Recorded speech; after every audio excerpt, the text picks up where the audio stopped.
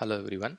In this video, we are going to see how to route chats to a different team if the current team is full of capacity or if they are not available. So if they are offline, in order to route the chats to a different team, if the current team is full of capacity, we can use fallback routing. In this video, we are going to see how to do fallback routing using embedded service deployment.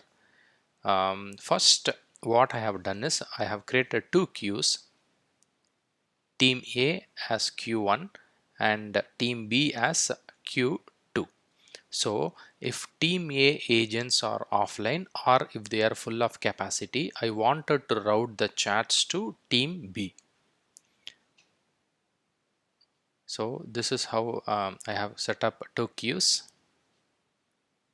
and I have created two chat buttons. Chat button for team A and also a chat button for team B.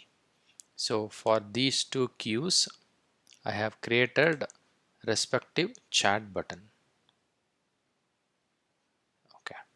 So now in the embedded chat, we have an attribute called fallback routing. Here we have to enter an array of button IDs, or we can also use user IDs. So for example, if we have 5 agent IDs like user IDs, if you want to give preference to one agent over another, then you can use 5 different user IDs here based on the priority. So since this button ID is coming first, the chat will be routed to this button, and whoever is configured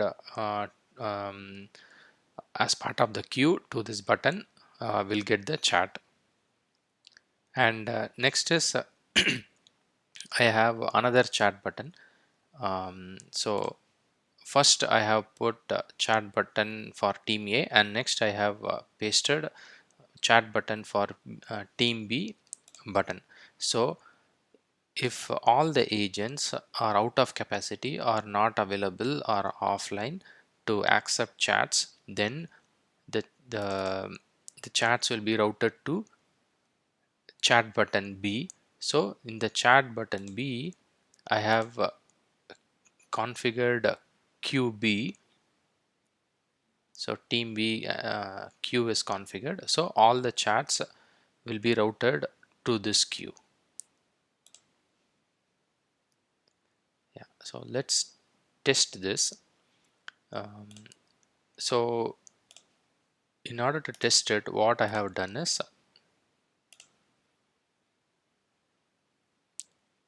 in team A, I have added admin user. I am the admin user. And in team B, I have added test user. So I am going to be offline in omnichannel. I have logged in as test user here. So I'm going to be available in omnichannel. So test user is available now, who is part of team B queue, and I am part of team A queue. So let's initiate the chat. So as per fallback routing, what should happen is first it will check this button. So this button is configured to team A. I am part of team A, but I am not available. So next it will check for chat button, this one, and then it will check the respective queue, and in that queue test user is added. So I am able to initiate a chat. So now if I initiate a chat, instead of routing the chat to admin user, it will go to test user.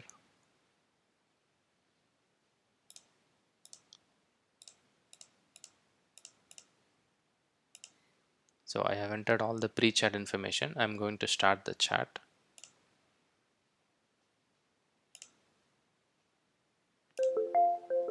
See, if you look at the chat,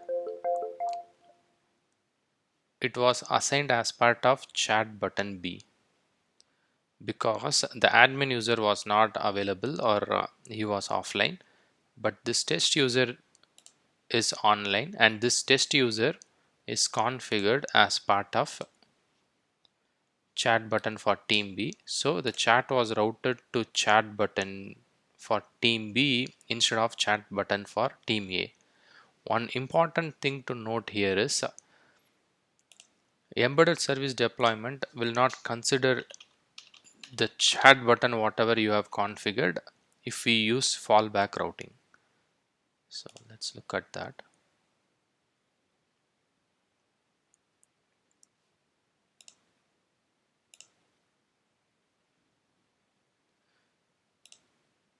So